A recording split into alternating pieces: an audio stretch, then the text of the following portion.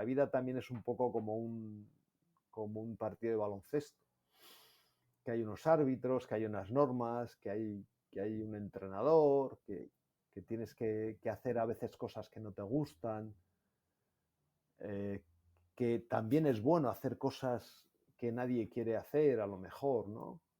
Que hay que dar ejemplo, que hay que intentar... Está un poco manoseada, ¿no? Lo de ser un poco líder, ¿no? Pero en el sentido de que tú, aunque seas el peor jugador, en un momento determinado puedes ser más importante, no por meter una canasta o tal, sino simplemente por animar a un compañero, por decirle, venga, que está muy bien, venga, sigue intentándolo, no pasa nada. I think everyone walks around with something that you can't see. We all go through it. I don't care who you are. I don't care who you are, man. The best thing that I did was to come out and say, hey, look, I need some help. Estás escuchando Psych and Roll, un podcast donde cada semana traigo pelota, pista y cabeza en forma de invitados para hablar de psicología y baloncesto. Soy Javier Hernández y puedes apoyar este programa dándole like y suscribiéndote en YouTube y iVoox, o bien con tus 5 estrellas si es en Spotify o Apple Podcast donde lo estás escuchando. Y si esto de la psicología aplicada al barro de la pista te llama la atención, te dejo en la descripción un enlace donde puedes descargar gratuitamente mi manual con 10 más 1 maneras de entender tu psicología. Te mando un abrazo y que disfrutes de la charla. Buenos días, José Luis Llorente. Bienvenido a este Psych and Roll, episodio 98. ¿Qué tal? ¿Cómo estás? Pues mira, estoy muy bien, muchísimas gracias. Casi podía haber esperado al 100 ya. Habría sido el 100º invitado. Qué mola, eso mola. Sí. He sido el 100º invitado. Eso no es algo chulo para poner en el currículum, que nunca está... Claro, por eso está... eso adorna mucho siempre. Siempre. Oye, qué camiseta más guapa llevas, ¿eh? Qué camiseta más, sí. Estábamos hablando aquí de que los lituanos suelen ser buenas personas, ¿no? Por lo menos la experiencia que tenemos tú y yo. Buena gente. Sí, yo conocí a unos cuantos. Cuando yo era junior en la campeonato de junior de Europa Junior que jugamos, quedamos segundos. Luego nos dijo Chechu Biriukov que quedamos subcampeones, perdimos con la URSS. Y nos dijo Chechu Biriukov luego que ahí había 2 o 3 que pasaban la edad. Digo, qué cabrones, podíamos haber quedado medalla de oro. Porque claro, entonces los rivales eran la URSS y Yugoslavia, buena parte de Italia, etcétera, los equipos que había. Y en aquel equipo estaba ya Omicius, con el que luego pues fui coincidiendo centenares de veces, ¿no? Y un tipo muy salado, muy, muy simpático. Y luego coincidí también con bastante con Kurtinaitis, con Kurti, ¿no? Y con Sabonis, y bueno. Y luego de ir allí a Lituania unas cuantas veces es gente muy, muy acogedora y muy simpática, sí. Eso sí, tienen una cocina tradicional. Un día me metí en un restaurante, digo, a ver qué se come aquí y tal, y me dijeron, ¿de verdad quieres probar un restaurante lituano? Me dijeron en el hotel. Dije, sí, y tal. Bueno, te puedes imaginar, o sea, claro, normal, ¿no? Porque allí en invierno hace un frío del demonio, entonces la comida era, no sé, quizás puedo decir 20 veces más o más grasienta que la más grasienta que podemos tener aquí en España. En fin, vamos a hablar de otras cosas, que igual esto no es el propósito. Sí, bueno, me parece una buena introducción, aprovechando el contexto de mi camiseta. Sí. Sí quería empezar, como siempre, José, que es preguntándote quién eres y quién has sido fuera del baloncesto. Joder, buena pregunta. Y no sé si estoy capacitado para responderle. Fuera del baloncesto, quizás dentro también del baloncesto, he sido una persona que ha intentado hacer las cosas bien, que ha intentado esforzarse en todo, ¿no? En todo lo que hacía, cumplir las reglas, de forma instintiva. pero luego ya de forma más consciente seguir el camino que me marcaron mis padres, mi familia, los maestros que he ido teniendo en la vida. Y luego siempre he intentado hacer muchas cosas a la vez. Me parecía que hacer una sola enriquecía poco mi vida, ¿no? O sea, siempre he tenido también de forma... Esto me he dado cuenta después reflexionando un poco acerca de lo que he estado haciendo en mis años, ¿no? Pero siempre me he dado cuenta que siempre hacía varias cosas a la vez.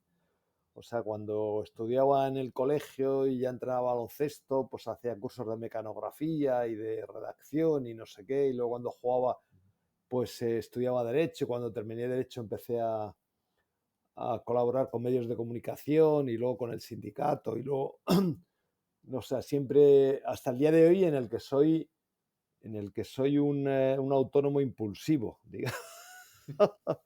Claro, a los autónomos no nos queda más remedio que esto, ¿no? Pero yo creo que fundamentalmente pues he intentado ser una persona cumplidora con lo que le han enseñado, coherente con sus principios, aunque, en fin, todos tenemos que cabalgar con incoherencias, ¿no? Esto decía Pablo Iglesias. Sí. La política consiste en cabalgar con... Pues, hombre, siempre no es fácil, ¿no? Porque la vida te presenta encrucijadas para las cuales nadie tiene solución, ¿no? Y vas eligiendo, pero bueno, siempre intentando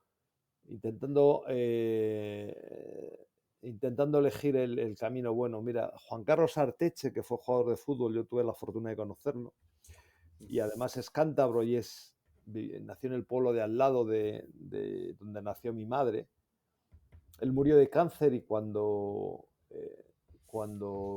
estaba muriendo, le dijo a sus hijas, que eran amigas o que son amigas de mis hijos, lo único que os pido es que seáis buenas personas. Y bueno, pues más o menos desde entonces es lo que... También antes, ¿no? Pero desde entonces llegué a la conclusión que es una de las cosas, si no la fundamental en la vida, ¿no? Que es ser buena persona. Y yo creo que ser buena persona también consiste en intentar ayudar a los demás y se ayuda a los demás intentando ser lo mejor de uno mismo, ¿no? Bueno, y en este caso que estoy, y esto quizás se puede enlazar con alguno de los temas que tienes previsto ahí, en este caso una persona ya que enfila la recta final de su vida, yo creo que transmitir la experiencia que uno ha tenido y puede servir en algunos casos de consuelo, en otros casos de dirección, en otros casos quizás de reflexión a las personas más jóvenes, a las que empiezan a encarrilarse, a los que incluso se están despertando a la vida, ¿no? Y bueno, es lo que intento hacer ahora, más o menos. Sigo estudiando, sigo trabajando, estoy en medios de comunicación, bueno, escribo, etcétera, etcétera. Bueno, en fin. Hazme otra pregunta porque si no agoto el programa. Me lo haces Agoto solo. el programa, sí. Me lo haces solo. Sí. No sé cómo ves tú. Tengo una perspectiva un poco con el tema de las buenas personas que Sí. como que parece que actualmente lo único que se valora es el puesto que tienes, la empresa o cuánto de alto puedes llegar en el mundo laboral y profesional.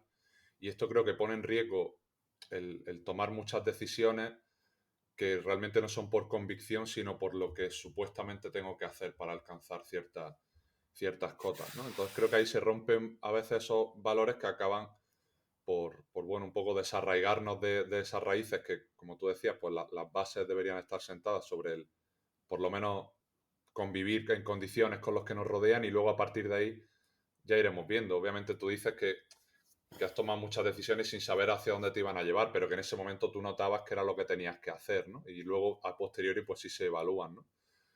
Pero bueno, creo que ahora las premisas iniciales a lo mejor están un poco desvirtuadas en algunos casos. No sé tú cómo lo ves. Yo tengo esa sensación, aunque siempre, bueno, las sensaciones de las personas mayores siempre son un poco desalentadoras con Ya. los cambios que se producen. Y también se dice que, ¿no? Esto lo he oído yo muchas veces en los últimos años, ¿no? Que, que las personas que vamos cumpliendo años nos adaptamos poco a los nuevos tiempos y que tenemos una mentalidad viejuna, ¿no? A eso yo alego que no deja de haber un pozo de verdad en esta afirmación, pero que la historia nos demuestra que estas personas viejunas han tenido razón muchas veces cuando decía que se estaban perdiendo las virtudes, los valores, las normas que nos habían llevado a una cierta evolución como sociedad y que luego han llegado periodos de decadencia desde todos los puntos de vista, precisamente por perder esta brújula, ¿no? Y yo tengo la sensación de que nos está ocurriendo un poco esto. No sé si es verdad o no lo es, ¿eh? Pero tengo un poco esta sensación que tienes tú, que eres bastante más joven que yo. Quizás porque el comercio, que es un gran invento de la humanidad, mientras los países y las personas comercian, no se pelean, no guerrean, intercambian, se establecen buenas relaciones, etcétera, está llegando a un punto, o ha llegado a un punto en el que empieza a primar demasiado el valor de la moneda.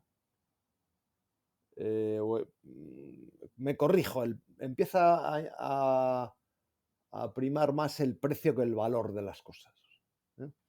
Y el valor, pues muchas veces va más allá de lo meramente económico. O sea, el valor está en el arte, en la literatura, pero también en la amistad, ¿no? En tener una vida conforme con lo que tú crees, con lo que tú piensas, ¿no? O sea, yo creo que esto se está perdiendo un poco, ¿no? Se está perdiendo un poco esta percepción que yo tengo lo veo un poco no sé, en las redes sociales, ¿no? En lo que me cuentan amigos empresarios y me cuentan casi todo lo mismo con los jóvenes que llegan en general, ¿no? A las empresas. Bueno, no sé. Yo creo que nos estamos, quizás nos estamos yendo un poco, estamos derrapando un poco, ¿no? Del camino en el que estábamos, en el que Europa ha construido un periodo de estabilidad social y pacífico, ¿no? Y próspero, enorme, ¿no? Y yo creo que nos estamos en base a unos principios de solidaridad, de cooperación, de convivencia, etcétera, ¿no? De defensa de las libertades, de honradez, y quizás nos estamos yendo un poco, y esto se puede observar en muchos órdenes, empezando por el político.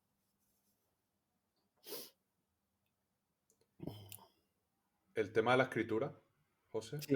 me hablabas de la mecanografía y el tema de la redacción cuando eras más pequeño.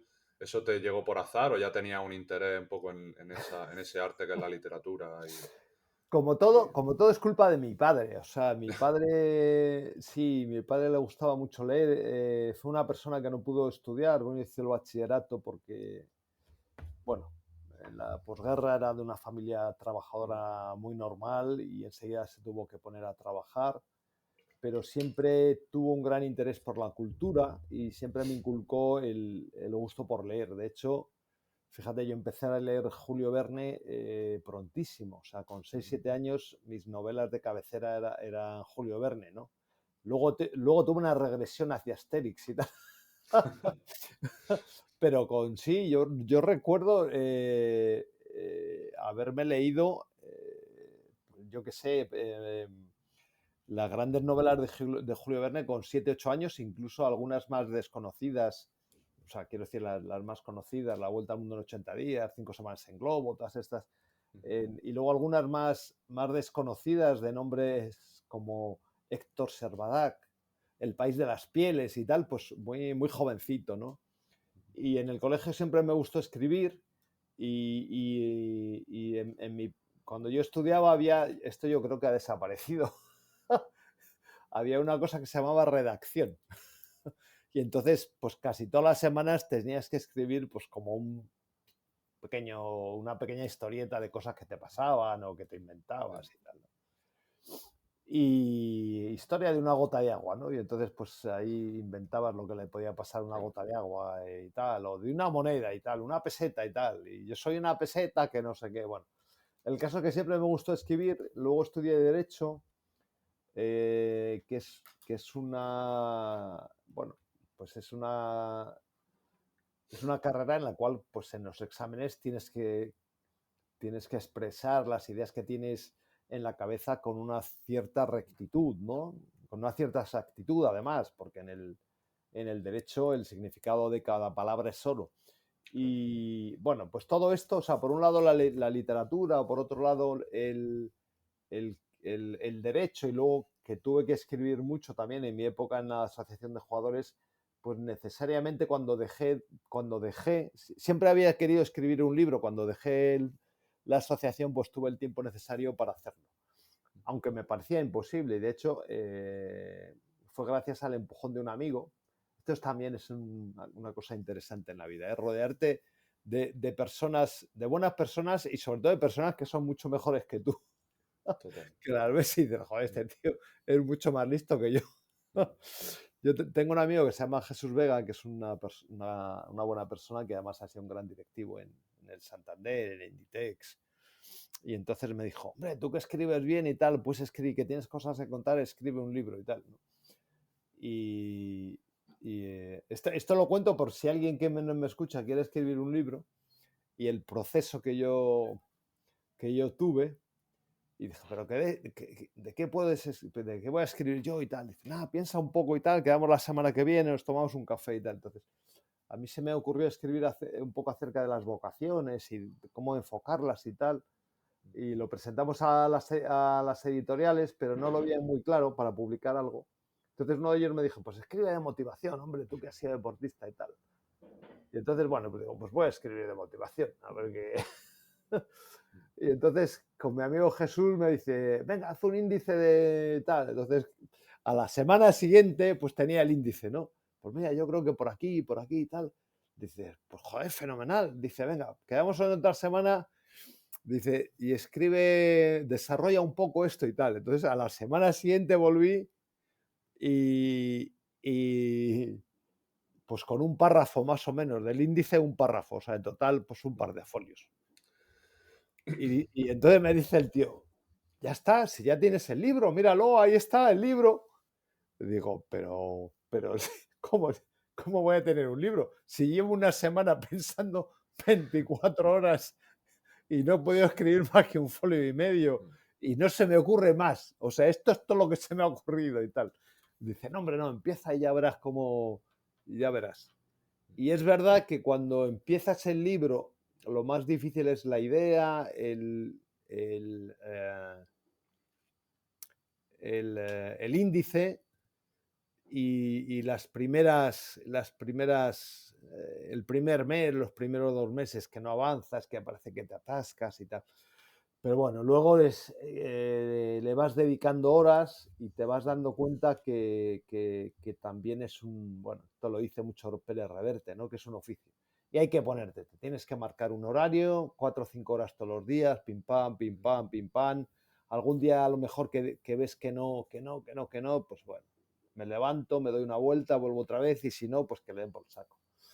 Pero luego el día que estás bien dices, no, y en vez de 4 horas, hoy escribo 6 horas o 7 o las que hagan falta, ¿no? Y a veces también te cambia, ¿no? El libro este último que he escrito acerca de mi tío Paco Gento, que más que una biografía son crónicas, ¿no? Crónicas del nacimiento de un gran club. Me llamaba mucho la atención, como el Real Madrid se había convertido en una institución universal, muy respetada además,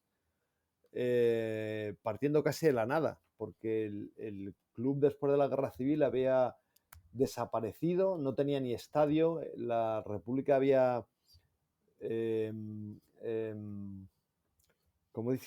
había requisado prácticamente el estadio en completo, que era de madera, para utilizarlo como sustrato, como recurso energético.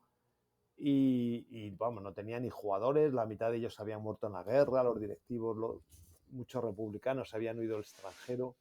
Bueno, y ese proceso que en pocos años pasa de ser alguien desconocido, que además en España, incluso con el Bernabéu ya construido, no despegaba, en 5 o 6 años se convierte en una institución universal que hace giras mundiales y que además es reconocida en todo el mundo, no solamente por la calidad de su juego, sino por la representación de una serie de valores. Bobby Charlton, el gran jugador de fútbol de caballero inglés, nombrado Sir, decía en los años 60, decía, vamos a jugar contra los caballeros del Real Madrid. Él mismo lo decía, contra los gentlemen del Real Madrid.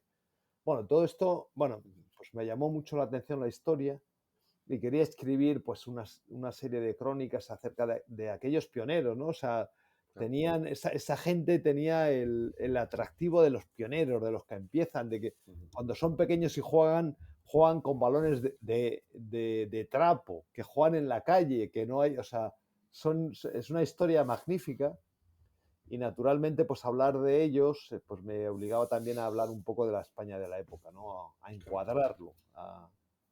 Y bueno, es apasionante para mí fue apasionante escribirlo porque también supuso una vuelta a mi niñez. Yo tengo recuerdos de aquella España pobre en la que la gente apenas empezaba a tener televisión, empezaba a tener frigoríficos, etcétera, ¿no?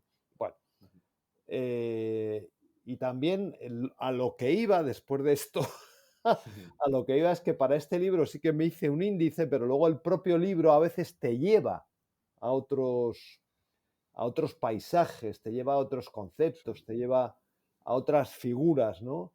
Y entonces cuando le iba presentando los capítulos al editor, me decía, coño, pero esto no estaba en el índice. Estaba previsto. En el índice que me habías pactado. Digo, joder, Dante, que se llama Dante, fíjate qué gran nombre para... Digo, Dante, ¿qué quieres que haga? El libro me ha llevado por aquí. Dice, no, pues si a mí me parece cojonudo, el libro está muy bien. Que de hecho va como un tiro el libro, va muy bien, en la editorial están muy contentos. Se llama Gento Real, editorial Planeta, Geoplaneta. Es una...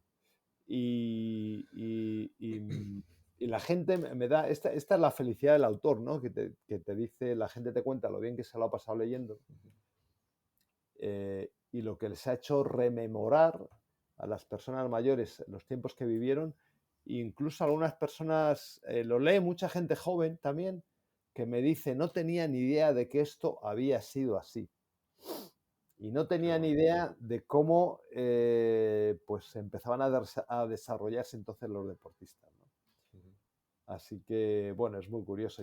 Hay en un capítulo hablo del centro de alto rendimiento de Guarnizo, en Cantabria, en el que creció mi tío Paco Gento, que básicamente pues el centro de alto rendimiento era conducir el ganado por las cuestas, reunirlo subiéndolo, tener que segar la huerta, ¿no? El segar, el segar todo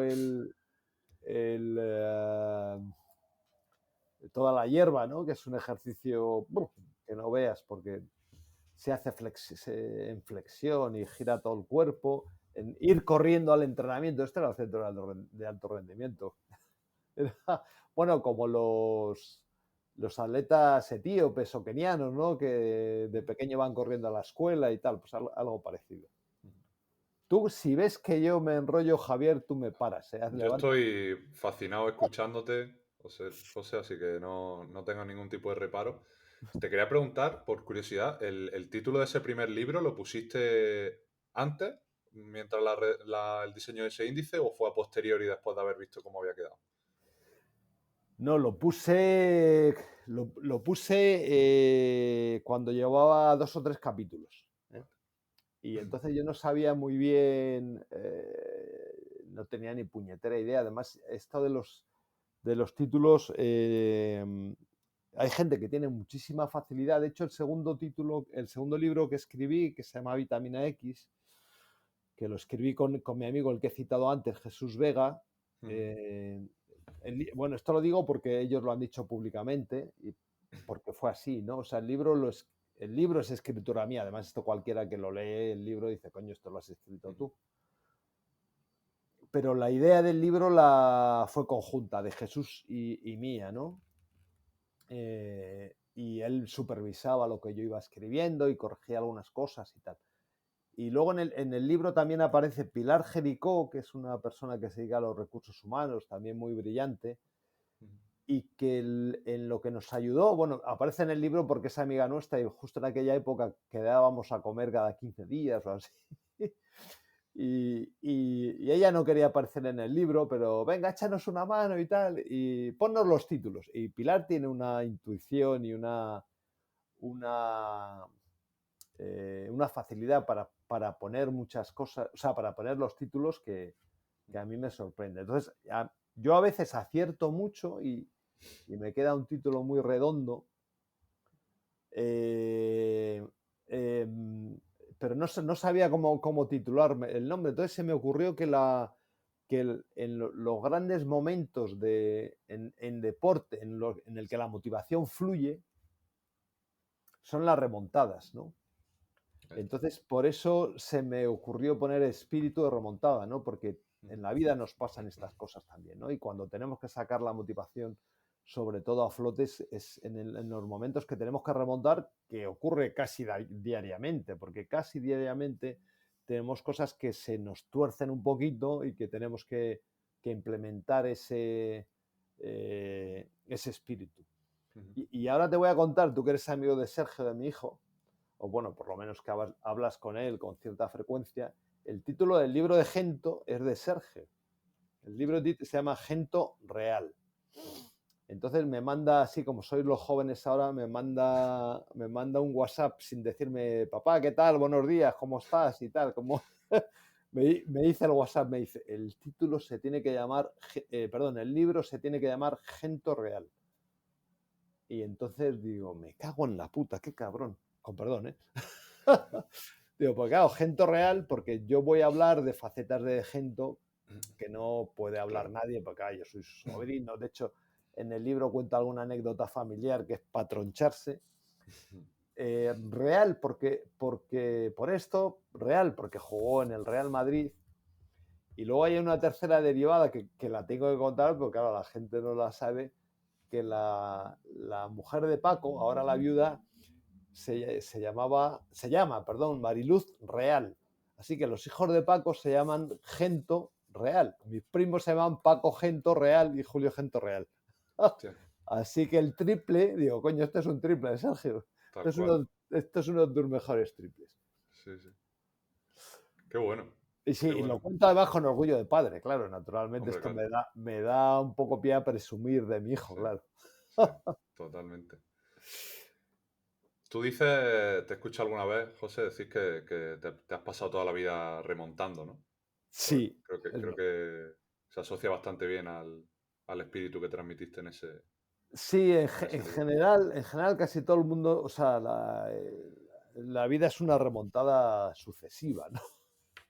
Quiero decir que no te pasan, esto es así, ¿no? O sea, cuando lo piensas, no te pasan más que putadas en la vida, ¿no? O sea, tú estás tranquilo en tu casa, con tus padres, con tu familia, y un día te dicen, ¡hala, niño! Al colegio, y te quedas así los primeros días y dices, pero yo qué hago aquí llorando y tal, con gente que no conoces y tal. Y luego cuando te acostumbras al colegio, en el colegio te cambian de clase o tal, y dices, no, para que no se acostumbren y tal, que hagan nuevos amigos, y también dices, joder. Y luego cuando ya tienes los amigos del colegio, ya dominas el colegio y tal, dices, ¡hala, ahora en la universidad! Y entonces dejas de ver a los amigos del colegio y tienes ya a los amigos de... Y entonces como que te empiezas a hacer Y entonces ya cuando tal, dice, no, ahora hay que trabajar. Dice, joder. Así que toda la vida es una sucesión de desengaños, ¿no? O sea, o de nuevas etapas. En el caso del deporte, además, bueno, pues claro, cada vez que cambias de equipo, pues son momentos difíciles. Y luego, pues el deportista en esto tiene varias carreras siempre, así que implica nuevas decisiones, nuevos caminos, empezar de cero otra vez, ¿no? Y todavía es más complicado para esto, ¿no? O sea, la vida del deportista en este sentido es dura y compleja porque tienes que abandonar lo que más te gusta y luego tienes que empezar en otras cosas nuevas en las que pasas de ser un perito, alguien muy avanzado, que tiene grandes habilidades, a ser un novato, ¿no? En un momento, además, o en unas edades en las cuales ya pues, no tienes 20 años o 22 Claro. o 24. Y a esto me refería con que te pasas la vida remontando, ¿no? De hecho, pues ahora mismo, escribí hace poco el libro de Gento, bueno, pues que era una cosa nueva, ¿no? Era una experiencia nueva escribir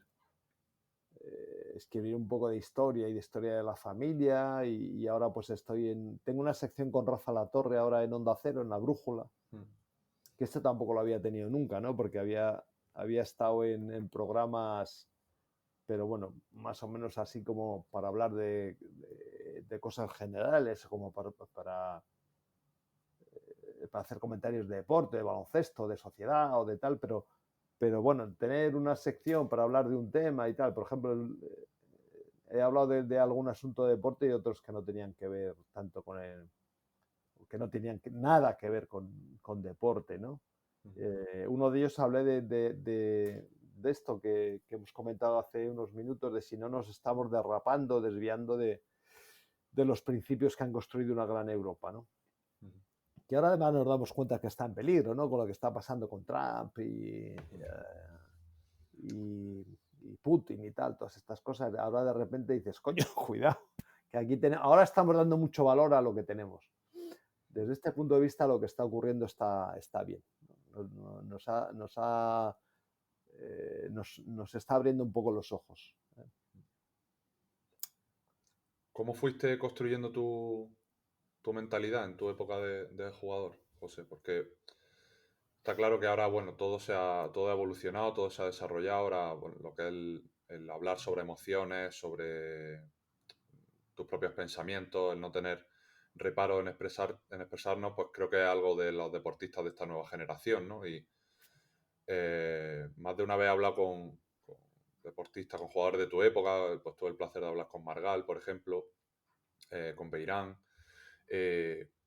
Y siempre me es curioso el saber cómo lidiaste tú en este caso con esas remontadas a las que te tuviste que exponer, y no solo eso, con ir desarrollando un poco tu propia capacidad de conocer tu propia psicología, de si el aspecto mental realmente era algo que no se hablaba o que no se quería hablar, ¿no? Porque pueden ser dos cosas diferentes. Bueno,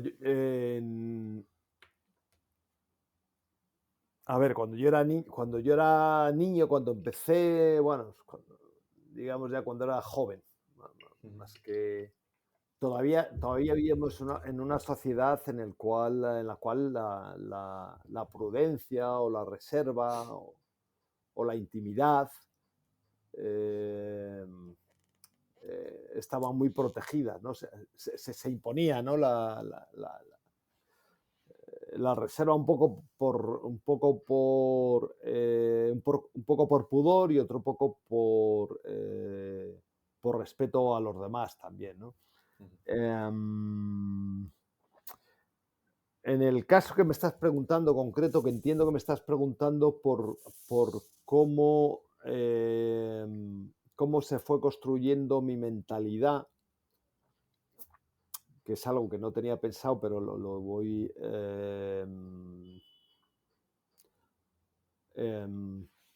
a ver, yo como... desde pequeño me gustó mucho competir, de una forma un poco innata. No desde muy pequeño. sí me gustaba jugar y tal, pero poco a poco empecé a ser muy impulsivo, muy competitivo cuando tenía 13 o 14 años en los entrenamientos y en los partidos. Quería ser mejor. Yo creo que de esto parte un poco. Y esto me lo recibía en casa. En casa recibía muchos consejos en este sentido, ¿no? Porque, bueno, mi padre ya he comentado que venía de una familia pobre y prosperó mucho en la vida, fundamentalmente a base de trabajo, y mi madre, pues mi madre era una persona extremadamente competitiva en todo lo que hacía, era una ama de casa. Si hubiera habido algunos Juegos Olímpicos, hubiera quedado de las primeras seguro, porque siempre que estaba ahí quería hacer las cosas y tal. Y bueno, ella tenía los ejemplos de sus hermanos que eran futbolistas, y también también nos decía, pues mira tu tío Paco lo que hace y lo que sé, y el otro tu tío Toñín y no sé qué y tal y cual, y mira cómo se entrenan y mira cómo no sé qué. Y yo me acuerdo que Paco de pequeño hacía esto y hacía lo otro, ¿no? Entonces de alguna forma tenías algún espejo. Y luego, inmerso en esta competitividad y en este deseo, pues nunca sentí una angustia especial en los partidos. O sea, siempre, esto de joven, te estoy hablando, Sí. simplemente aquello era un juego y bueno, pues si ganabas bien y si no, pues no pasaba nada. Y luego en el Real Madrid, pues siempre te decían, no, es que hay que ganar, es que hay que no sé qué y tal. Y bueno, pues más o menos lo ibas asimilando como algo normal. Y luego ya cuando empiezas en el mundo profesional, es verdad que empiezan ya... cuanto más mayor eres, más dudas tienes de todo. O sea, con 20 años y tal, cuando me dicen este jugador con 20 años, ¿qué personalidad tiene? ¿Qué descarado? Y digo, pensé que cuando tenía 20 años no te enteras de nada. Tú sales allí y lo primero, sí, lo realmente jorobado es seguir compitiendo y seguir siendo mentalmente una persona estable cuando empiezas a cumplir años y cuando te das cuenta de la responsabilidad que tienes, de que llevas una carrera que tienes que sostener, etc. Que es cuando te empiezan a surgir dudas, cuando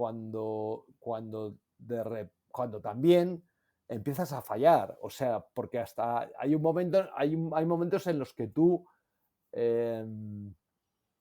que eres bueno y tal, y bueno, las cosas te van bien, y tampoco, bueno, y como casi siempre te van bien, pues dices, bueno, pues no pasa nada. Pero luego hay, de verdad, cuando ya pasas a competir en profesional, que claro, ya te estás enfrentando a los mejores de los mejores de todas las generaciones, y a veces no eres... pues claro, es más difícil ya, y hay muchas veces pues que no das la talla y te vas dando cuenta, y hay más público y hay más prensa, y es más complejo, ¿no? Bueno, es que me cambio esto porque yo estoy acostumbrado a la radio, y en la radio hablas y te escuchas a ti mismo, ¿no? Claro. Pero con estos cascos no tienen entonces, si me cierro, no me oigo a mí mismo y no sé si estoy chillando o no o qué. Entonces, bueno, hay un factor que yo creo que es importante, que es que te da seguridad, que es entrenar todo lo que puedas. Bueno, entrenar y el entrenamiento invisible también, o sea, hacer todo lo que puedas para tú estar mejor. Esto te da, por un lado, la seguridad de la conquista de la mayor pericia. O sea, soy mejor, estoy más fuerte, en consecuencia estoy más seguro, y por un lado te da también la tranquilidad de que has hecho todo lo posible por la tranquilidad contigo mismo. Dices, bueno, yo he hecho todo lo posible, bueno, pues si pierdo, ¿qué le vamos a hacer? O si me sale mal, he intentado poner en práctica, en juego, todos los recursos que soy capaz de reclamar. Así que por este lado, pues mira, si va bien, pues fenomenal, y si va mal, pues tranquilidad con uno mismo, tranquilidad de conciencia, etcétera. O sea, yo creo que tiene esta doble vertiente, ¿no? De la seguridad en el juego, de la seguridad en el deporte, de la seguridad y luego de la tranquilidad en la conciencia. También vas desarrollando técnicas psicológicas, ¿no? De cosas que te van yendo más o menos bien y que te van dando, precisamente porque te han ido bien, bueno, pues simplemente te dan cierta seguridad, ¿no? Pues a los días de los partidos hago esto, y simplemente en ir pensando en estas cosas y en que te van yendo bien, pues también te ayudan a concentrarte y te calman los nervios, ¿no? Y te van metiendo en el foco del partido. Y para mí también era muy importante la charla con jugadores que eran mayores que yo y con entrenadores, quizás no con el primer entrenador, que siempre está muy concentrado en lo suyo, ¿no? Y no... En esto quizás el mejor que he tenido fue Joscar, que él tenía un máster en psicología. Él había hecho un máster en psicología, sí. Pero sí con otras personas que lo ven desde fuera con más tranquilidad, que a veces es el segundo entrenador, a veces es el preparador físico, a veces el utillero te dice algo y te dice no sé qué y te dices, joder, tío, es verdad y tal, y te calma, ¿no? Bueno, yo creo que este es el camino que recorríamos más o menos en aquella época. Ojalá yo lo digo, ojalá hubiera tenido un psicólogo también, hubiera podido tener un psicólogo. Yo creo que nos hubiera ayudado mucho, ¿no? Me hubiera ayudado mucho. Porque siempre, y aunque yo fui un jugador bastante estable, que nunca abandoné el trabajo, pero vamos, que tuve momentos de rendimiento mejorable, en el que la confianza se me escapaba, etcétera, ¿no? Y todo esto, pues te hubiera reforzado, ¿no? O sea, te hubiera reforzado, te hubiera ayudado, a veces lo que te comentaba, ¿no? O sea, si las palabras de alguien que está por allí, que no tiene ningún tipo de formación o de recursos en este sentido, te ayudaban, pues imagínate lo que te podía haber hecho alguien que se ha dedicado a estudiar esto y a plantearse soluciones, ¿no? Para casos concretos como el nuestro. O sea que sí, vamos, que es algo que en nuestra época, fíjate, yo creo que cuando yo era muy joven, los jugadores veteranos hacían un poco esta función, ¿no? De hablar, de tranquilizar, de tal, en la medida en la que ellos habían pasado una experiencia parecida a la tuya, ¿no? Y en la que ya estaban en otra posición y que podían hablar con cierta autoridad, ¿no? Y luego pues tú pasabas a hacer esto, ¿no? Y es verdad que cada vez, o sea, yo cuando era joven pensaba, o sea, no pensabas en nada, salías ahí a jugar y tal, y ya está. Sí. Y igual en un momento decías, hostia, cuidado, o decías, joder, qué cabrón el entrenador, llevo aquí 30 minutos sentados y ahora me saca y tal. Pero, te pegas 2 carreras y ya está. Pero cuando realmente te das cuenta de la responsabilidad que tienes y tal, pues ya es cuando eres mayor y es cuando peor lo pasas. Y ahí sí que me hubiera gustado ya cuando era mayor, los prepartidos, los partidos ya no, pero porque lograbas dominarlo, pero que hasta que llegaba el partido era un poco angustioso aquello, sí. Porque te dabas cuenta, ¿no? Claro. Tú eras titular, eras el base, sabías que tenías que hacer las cosas tal y tenías que hacer esto, lo otro, lo de más allá, lo que tal, no sé qué. Incluso luego decías, joder, cuánta gente está viéndonos, y no sé, incluso cuando estabas en clubs pequeños pensabas de que juguemos bien y que ganemos, depende el sueldo de los trabajadores del club. el club tendrá más recursos y bueno, o sea, bueno, en fin. Entonces, me hubiera venido muy bien tanto al principio como al final, alguien que me hubiera calmado. Porque es verdad que al principio tienes menos nervios o menos, pero también tienes mucha más impaciencia. Y la impaciencia te lleva a cometer errores, seguro, segurísimo, vamos. Bueno.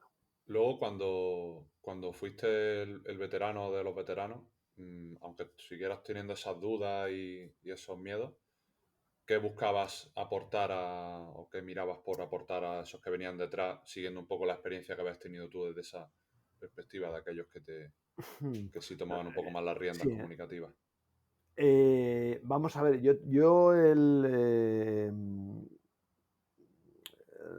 no es que tuviera, o sea, yo tenía bastante seguridad, ¿eh? O sea, cuando era veterano tenía bastante seguridad de que iba a jugar bien. Y además tenía mucho más dominio de la situación y cuando jugaba, o sea, te dabas cuenta de todo, de muchísimas más cosas, ¿no? Y desde este sentido estaba. Lo que pasa es que bueno, pues siempre había la incertidumbre y además esto, o sea, el baloncesto no es como yo qué sé, no se me ocurre, no sé, el de deporte siempre tienes un contrincante, quiero decir que tú aunque lo hagas muy bien, el otro lo puede hacer mejor, ¿no? Pues entonces siempre hay. Bueno, yo con los jóvenes siempre intentaba conducirles un poco por los buenos hábitos, ¿no?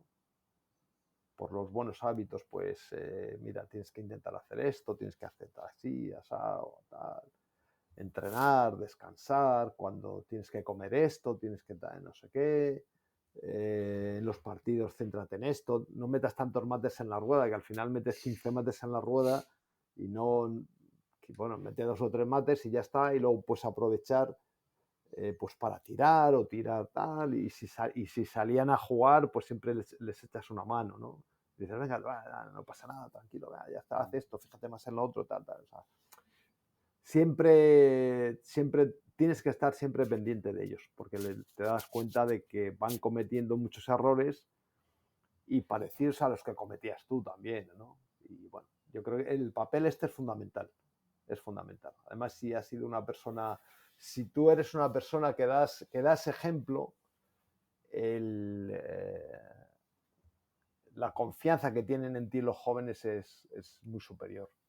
Y les ves, ¿no? Les ves que a veces estás como esperando a que les digas algo, ¿no? Y en los entrenamientos también, por supuesto. En los entrenamientos, pues estás ahí,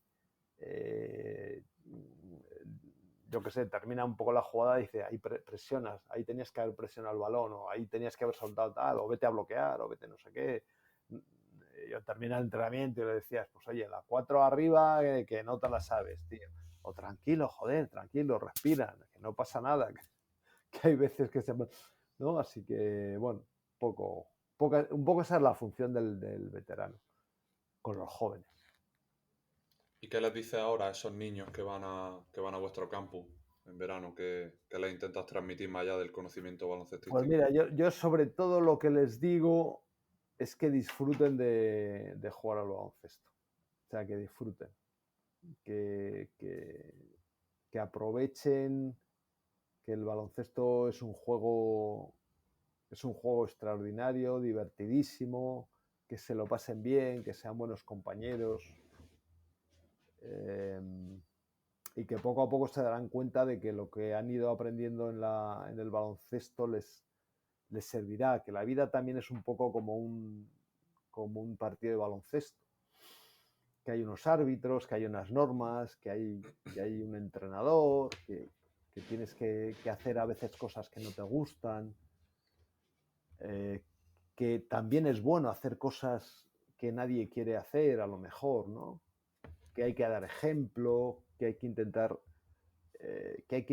ser. Bueno, esta palabra es un poco. ¿No? Que hay que un poco está un poco manoseada, ¿no? Lo de ser un poco líder, ¿no? Pero en el sentido de que tú, aunque seas el peor jugador, en un momento determinado puede ser más importante, no por meter una canasta o tal, sino simplemente por animar a un compañero, por decirle, venga, que está muy bien, venga, sigue intentándolo, no pasa nada, ¿no? Este tipo de cosas. Y hay una cosa que yo les digo, que es, digo que aprovechen para jugar a baloncesto, que jueguen todo lo que puedan, y les digo que me miren así un poco asombrados, dice, yo daría todo lo que tengo, y si está Sergio delante diría, también a mis hijos, todo, por volver a jugar al baloncesto, ¿no? Y no por volver a jugar como jugaba, que eso ya sería la bomba, sino por volver a jugar como jugáis vosotros. O sea, por volver a hacer pachangas, o sea, por volver a intentar, o sea, por eso, por tener esa sensación, ¿no? Que es una sensación que, bueno, pues ya cuando no juegas ya no la tienes, y que es una sensación, no sé, Única, ¿no? Sí, es una sensación única, es muy poderosa, es muy rica en muchos sentidos, ¿no? Porque estás compartiendo con gente, estás intentando hacer superarte a ti mismo, ¿no? Estás retando tus habilidades y no sé, yo creo que es una sensación muy conectada con nuestra especie, ¿no? Porque al final es lo que para los antiguos era la guerra o la caza, para nosotros ahora es el deporte, ¿no? Entonces yo creo que ahí se concitan muchas emociones y muchas no sé, muchas experiencias, ¿no? Que luego se te van acumulando y que vamos, para cada uno son extraordinarias desde el punto de vista que no las encuentras en otras actividades de la vida. Y que luego son esas las que con el tiempo más prevalecen y más recuerdan, ¿no? Esas sensaciones, esas emociones de momentos únicos, porque luego nada te transmite lo mismo y al final Sí. eso es lo que más De, perdura. de hecho, fíjate, el año pasado, en el 2024, fue el 40º aniversario de, atención, que he usado el ordinal, que esto es algo que se pierde también. ¿Cierto? Y no debería, que esto es como los intermitentes, ¿no? Por ejemplo, casi nadie pone el intermitente en el coche, ¿no? Se está perdiendo. Los signos de ortografía, nos estamos hundiendo.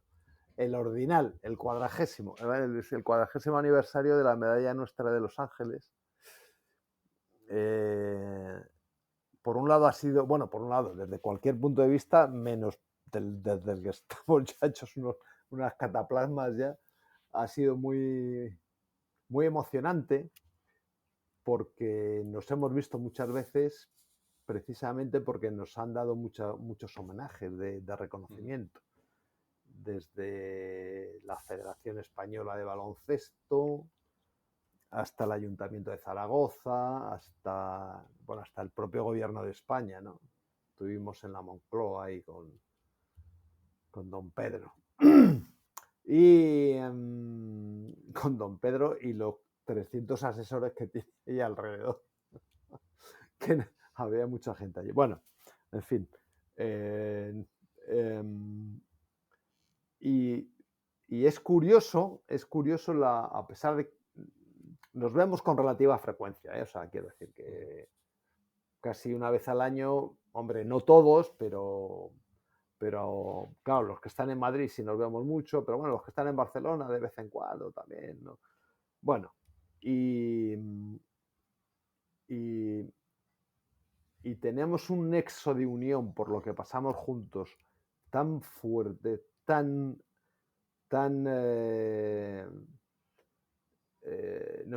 emocionante, no tan emocional, ¿no?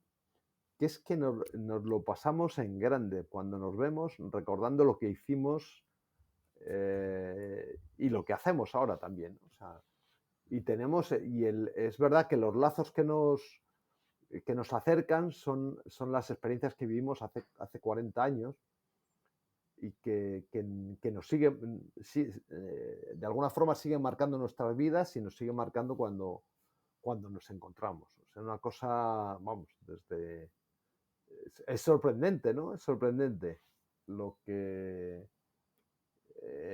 este tipo de experiencias te pueden suponer a lo largo de la vida, luego cada uno, en los caminos que cada uno emprenda en la vida, pero luego lo emocionante que es recordarlo y vivirlo y reunirse, ¿no? Bueno, pues es la potencia de las emociones y de las experiencias que se comparten en el baloncesto, ¿no? Me parece a mí que es insuperable, ¿no? Y eso que somos gente, bueno, pues además esto sí que llama como decía, llama poderosamente la atención, que somos, con el paso del tiempo, sustancialmente iguales que cuando teníamos 24 años. O sea, si te pones a mirar al grupo un poco, pues te da la risa, ¿no? Porque por supuesto que hemos madurado mucho en muchas cosas, pero hay un arquetipo de comportamiento que sigue igual, ¿no? Y esto es, bueno, es llamativo, ¿no? Yo creo que eso es chulo, ¿no? El como mantenerte un poco, no niño, pero bueno, que Sí. haya cosas que no, que yo creo que se pierde un poco con la edad, la tendencia a perder la curiosidad, el sentido del humor, como esa flor que nos mantiene un poco vivo y con energía. No, eso es... Y vamos, yo te conozco de menos veces de las que me gustaría, José, seguro, pero yo a ti te noto todo lo contrario, o sea, que te mantienes curioso, no solo por tu desempeño laboral, sino también, por ejemplo, hablábamos antes de que hace 1 año y medio empezaste un máster de psiconeuroinmunología, o sea, cómo también se ha ido desarrollando esa parte tuya de la curiosidad, sí, del mantenerte joven o vitalicio, ¿no? Como ese espíritu vitalicio. Sí, ojalá tuviera 50 vidas para atender un poco a las curiosidades que tengo, ¿no? O sea, no sé, la historia, la filosofía, la psicología, a mí siempre me había gustado mucho, o sea, me había llamado la atención el funcionamiento o sea, la naturaleza, ¿no? Y la biología.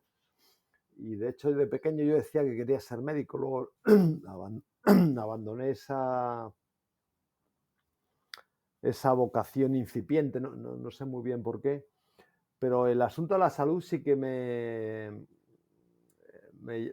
llamó la atención ya en mi época de deportista, teniendo en cuenta la relación que tenía con el rendimiento, ¿no? Y también porque me llamaba la atención cómo la sociedad actual se ha ido alejando progresivamente del estilo de vida que llevaban, no voy a decir los neandertales o en el paleolítico, sino que llevaban nuestros abuelos, ¿no?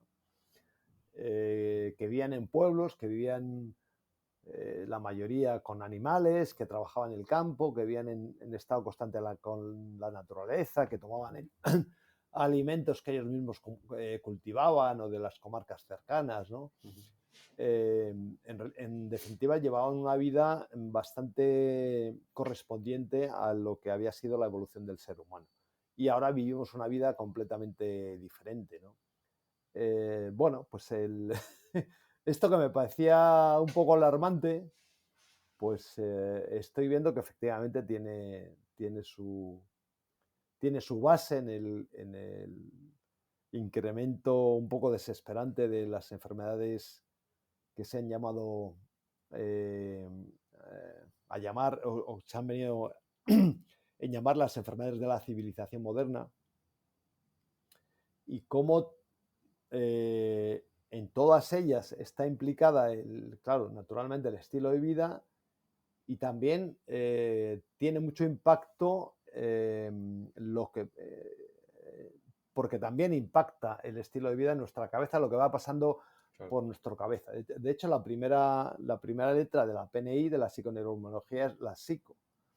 O sea, es la P y es porque tiene, tiene un origen histórico cuando empezó la disciplina en los años 70 en las universidades de Estados Unidos, cuando un psicólogo y un inmunólogo se dieron cuenta de que aquí están pasando cosas entre el sistema inmune y la cabeza que no sabemos por dónde vienen y descubrieron que la primera conexión, el conectoma, como dicen ellos, era el sistema nervioso, ¿no? O sea, a través del sistema nervioso, el cerebro, la cabeza, lo que pensamos, se conecta con el sistema inmune y ahí pasan cosas muy grandes. Luego han visto que hay mucho más comunicación, mucho más vías de comunicación, como el sistema endocrino, últimamente el sistema musculoesquelético también. O sea, lo que pasa en los músculos tiene que ver con lo que pasa en el sistema inmune y la cabeza tiene influencia en lo que pasa en las...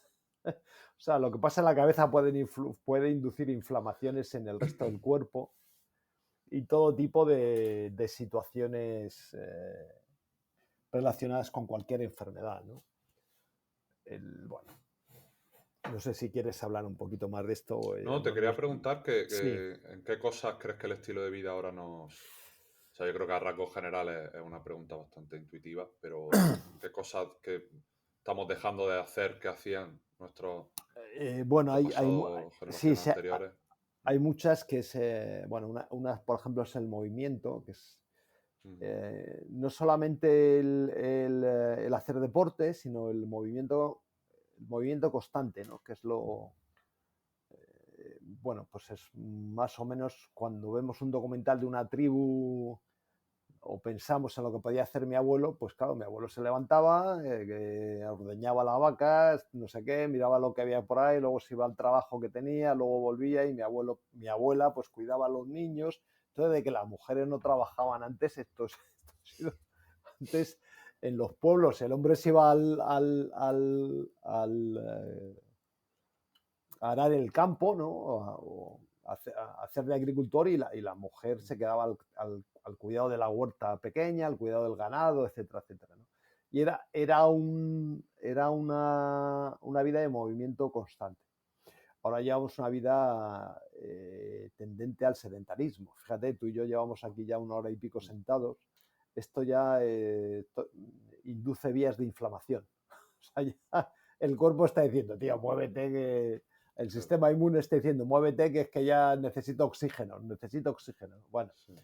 Esta es una, ¿no? Por ejemplo, lo que comemos, ¿no? No tiene nada... A mí me hace mucha gracia cuando dicen los médicos, hay que comer de todo. Digo, sí. Le digo, eso me decían a mí hace 40 años, lo que pasa es que en el supermercado hace 40 años había unas cosas completamente diferentes de las que hay ahora, ¿no?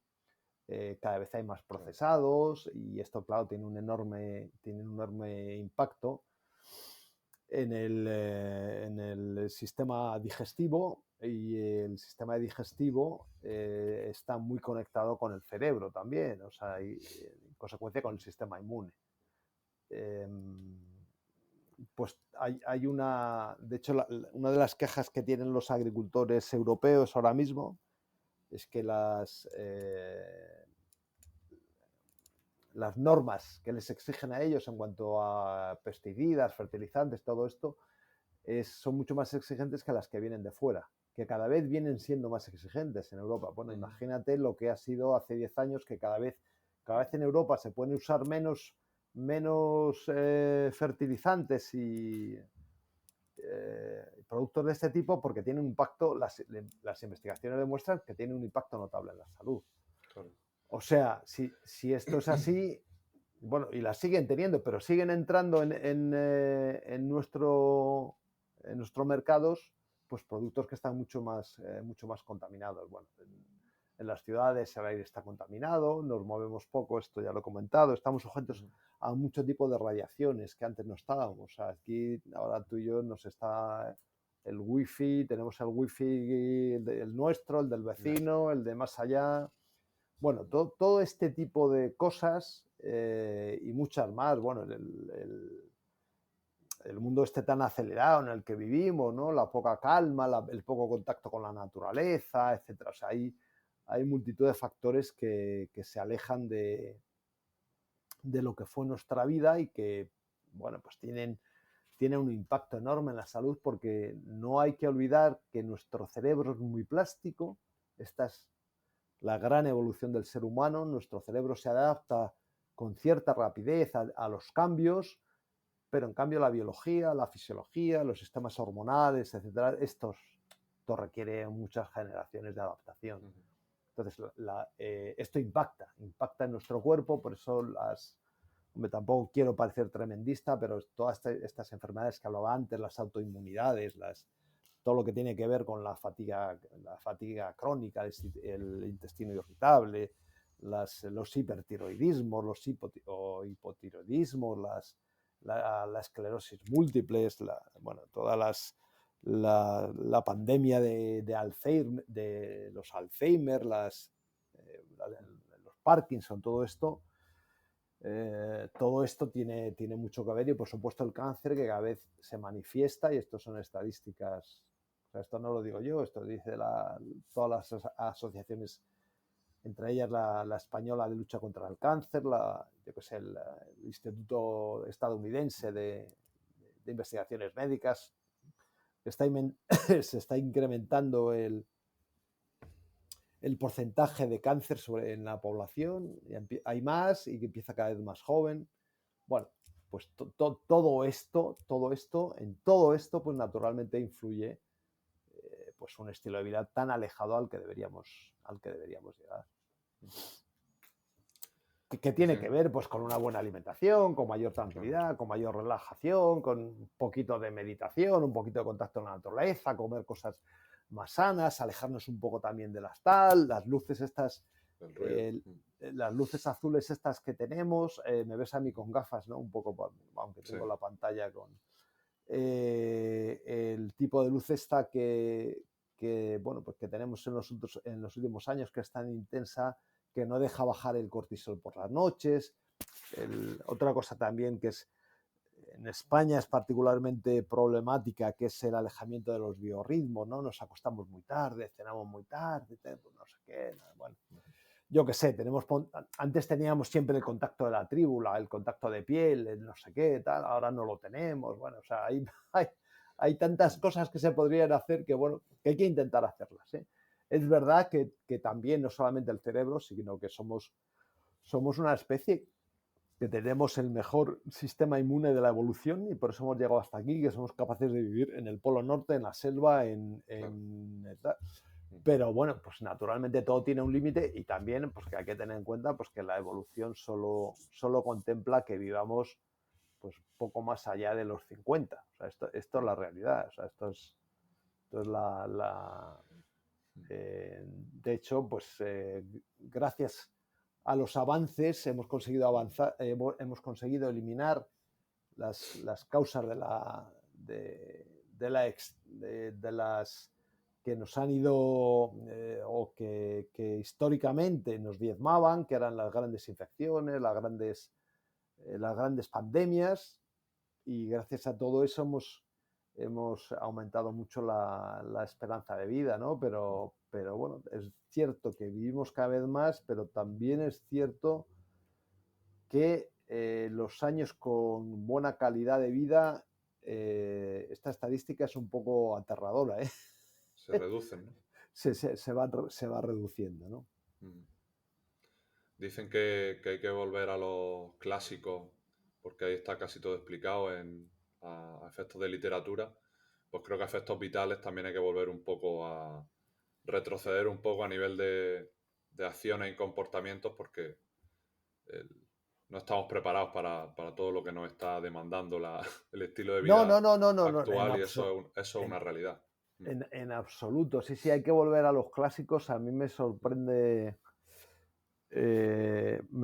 lo que llegaron a pensar los griegos. O sea, es que el otro día escuchaba ¿cómo se llama el hombre este? Bueno, ahora no me viene el nombre. Un físico muy, muy notable que tenemos en España, y decía que... ¿A Santaolalla? Sí, exactamente. y decía algo así como que la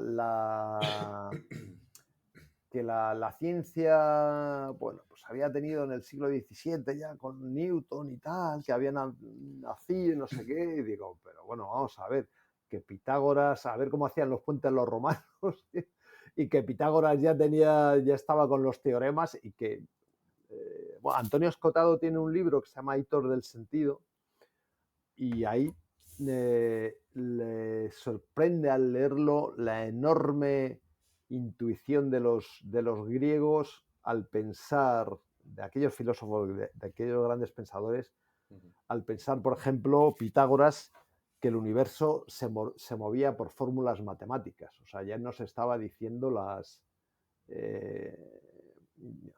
ya estaba poniendo encima de la mesa la precisión de las órbitas de los terrestres, de los planetas, perdón, de las estrellas, etcétera, ¿no? Bueno, en fin, hay muchísimas más cosas, y es verdad que en los clásicos está casi todo.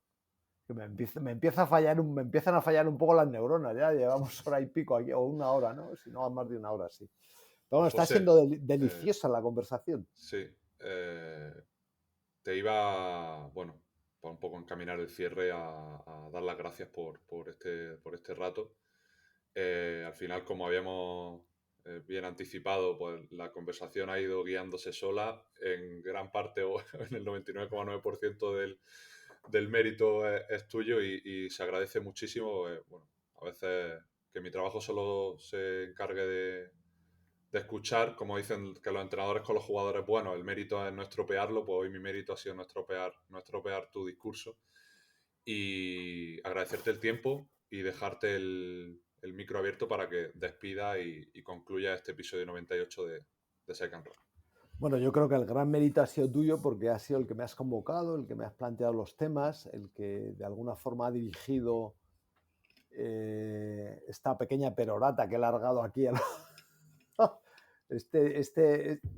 este discurso que a veces, no sé, ha perdido un poco de hilazón, pero también porque estoy en ayunas y el cerebro se alimenta en ayunas, ¿no? Entonces, bueno, bueno, pero en fin, no me voy a meter ahora. El cerebro consume sobre todo cuerpos cetónicos y lactato, así que por eso se alimenta cuando ayunamos o cuando nos movemos, sobre todo. Pero bueno, esta es una... no, yo te agradezco que me hayas citado aquí, a esta ventana que tienes abierta al mundo, por la cual aparecen personajes de todo tipo, y en la cual puede aparecer incluso alguien como yo, que tiene esta capacidad de digresión, pero bueno, que también yo creo que más que nada por la experiencia, por los años que he vivido, por ese picoteo, ¿no? que he tenido yo en mi vida de ir saltando de una cosa a otra, pues que espero que haya sido interesante para las personas que escuchen esto. Espero que también haya sido no solamente interesante, sino de alguna utilidad para alguien que nos haya escuchado, si es que en algún momento pues algo de lo que haya dicho yo pues haya podido tener cierto interés. Así que muchísimas gracias, Javier, hasta cuando quieras. Mi hijo Sergio insistió, papá, que te va a llamar, ya te ha llamado, tal. Así que, pues mira, la vida te concede muchas... Si estás atento, te das cuenta que te concede muchas fortunas. En este caso, mi fortuna es haberte conocido a ti y que me hayas traído a este programa. Never be ashamed of wanting to be a better you. Period.